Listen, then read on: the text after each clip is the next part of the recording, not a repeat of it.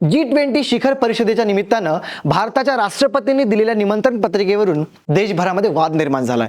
राष्ट्रपतींनी पाठवलेल्या निमंत्रण पत्रामध्ये प्रेसिडेंट ऑफ इंडिया या नेहमी वापरल्या जाणाऱ्या शब्दाऐवजी प्रेसिडेंट ऑफ भारत लिहिल्यानं हा वाद सुरू झाला।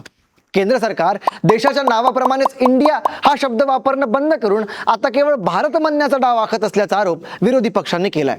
एकंदर काय तर भारत आणि इंडिया यावरून सध्या देशातलं वातावरण पेटून उठलंय। पण तुम्हाला माहिती आहे का, जेव्हा आपल्या देशाला भारत, हिंदुस्थान आणि इंडिया ही नावेही नव्हती तेव्हा या देशाची ओळख काय होती? आपल्या देशाला तेव्हा काय म्हणून ओळखलं जायचं? या सगळ्यांचा सविस्तर इतिहास आज आपण बघणार आहोत।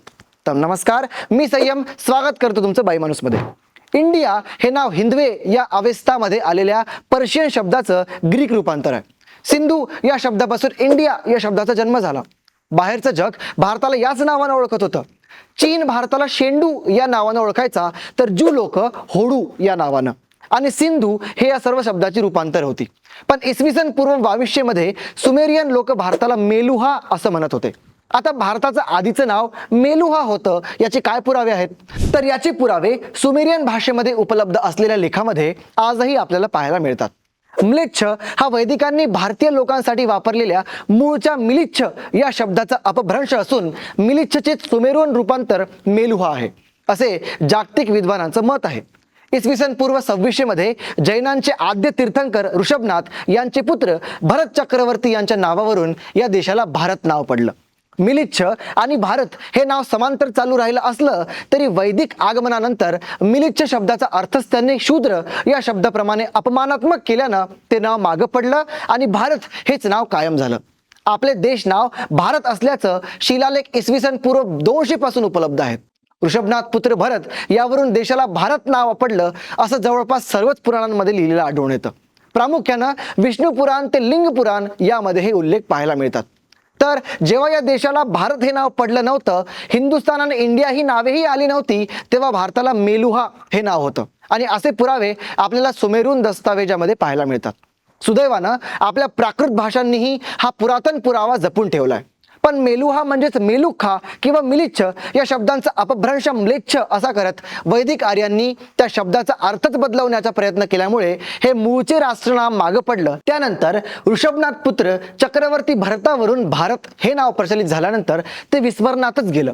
पण चिकटून राहिलं ते हिनार्थानं भारतातील मूळ रहिवाशांना। नंतर म्लेच्छ ही संज्ञा विदेशी परधर्मीय किंवा परभाषिक लोकांना बहाल केली गेली। आता ही सांस्कृतिक उलटापालट झाली कशी हे आपण समजून घेऊया। सुमेरियन दस्तावेजानुसार मागन, दिलमुन या देशाप्रमाणेच मेलुहा हा त्यांचा मोठा व्यापारी भागीदार होता। मागन म्हणजे आत्ताचा अरब अमिरात आणि ओमान हे देश, दिलमुन म्हणजे इराणचा काही भाग। मेलुहा येथून सागवानी लाकूड, मौल्यवान खनिजे, तांब्याच्या लगडी, शोभिवंत दगड, गोमेद, नीलमणी व त्यापासून तयार केलेले अलंकार, हस्तिदंत, सोने, मोती यासारख्या मौल्यवान वस्तूंबरोबरच मोर, कोंबड्या, कुत्रे आदी प्राणी पक्षीही मेलुहातून निर्यात केले जात असत। सिंधू संस्कृतीच्या अनेक मुद्राही या देशामध्ये सापडलेल्या आहेत। त्या काळी हा व्यापार समुद्रमार्गे तसेच खुष्कीच्या मार्गाने देखील होत असे। दक्षिण सुमेरमध्ये मेलुहाच्या व्यापाऱ्यांनी अनेक वसाहती वसवलेल्या असल्याचं असेही उल्लेख आहेत। दक्षिण सुमेरमधील गिरसू या नगर राज्यातील गुआब्बा शहर हेच या वसाहतींचं एक स्थान होतं असं मानलं जातं। अक्काडियन साम्राज्याच्या काळामध्ये सम्राट रिमुश यांना इलम या विभागामध्ये मेलुहाच्या सैन्याशी युद्ध केल्याची नोंदही उपलब्ध आहे। इसवी सन पूर्व 2334 ते 2218 मध्ये अक्काडचा तत्कालीन सम्राट सारगोनचा नातू नारमसीन यानंही आपले मेलुहाच्या सैन्याची युद्ध झालेले नोंदवून ठेवले आहे। एनकी आणि निन्हुर्झग या पुरातन कथेतही मेलुहा या देशाचा उल्लेख आलाय। मेलुहा हे भारताचेच नाव होते हे बहुसंख्य विद्वानांनी मेलुहाहून सुमेरला आयात केलेल्या जाणाऱ्या वस्तूंवरून निश्चित केलंय। हे नाव फक्त सिंधू संस्कृतीच्या परिसरापुरते मर्यादित होते की संपूर्ण देशाचे यावरही विस्तृत चर्चा झालेली असून त्याबद्दल मात्र काही विभिन्न मते आहेत। पण हे नाव संपूर्ण उपखंडाचे असावे हे दाखवणारे पुरावे प्राकृत भाषांनी आणि त्यानंतर अपभ्रंशित संस्कृतनं राखून ठेवलेले आहेत। मायकल ट्विटझेल यांनी स्पष्ट केलं आहे की संस्कृत म्लेच्छ हा शब्द प्राकृत भाषेतील मिलिच्छ या शब्दाचा सुमेरियन अपभ्रंश आहे। इसवी सन पूर्व 1000 ते 800च्या दरम्यान शतपथ ब्राह्मणांमध्ये म्लेच्छ हा शब्द पहिल्यांदाच येतो। हा तोच काळ आहे जेव्हा वैदिक भारतामध्ये प्रवेशले होते। परंतु म्लेच्छ या शब्दाची संस्कृतामध्ये कोणतीही व्युत्पत्ती नाही, किंबहुना हा इंडो युरोपियन भाषेतलेही शब्द नाही. मग हा शब्द येथील लोकांना वैदिकांनी का वापरला हा प्रश्न जेव्हा निर्माण झाला आणि मेलुहा हे नाव सुदूर सुमेरमध्ये वापरल्या गेल्याचं आढळलं, तेव्हा म्लेच्छ हा शब्द मेलुहा किंवा मिलिच्छ या प्राकृत पाली शब्दांशीच निगडीत असून हे भारतीय उपखंडाचं मूळचं नाव होतं हे लक्षात येतं. वैदिक लोकांनी म्लेच्छ हे नाव विदेशामध्ये राहणाऱ्या भिन्न भाषी लोकांना दिलेलं नाव नाही आहे, तर तेच नाव मूळचे येथील प्रदेशाचेही होते.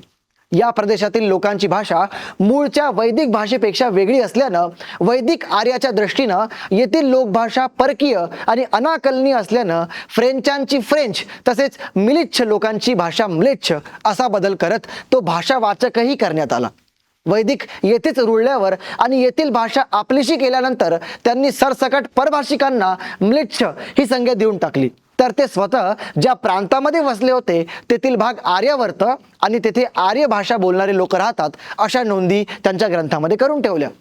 हे एवढ्यावरच मर्यादित राहिलं नाही, तर त्यांनी म्लेच्छ अर्थात शूद्र हे संबोधन केवळ वैदिकेतर भारतीयांनाच नव्हे तर शक, हुण, कुशान, कंबोज, इरात, बारिक इत्यादींनाही बहाल करून टाकलं.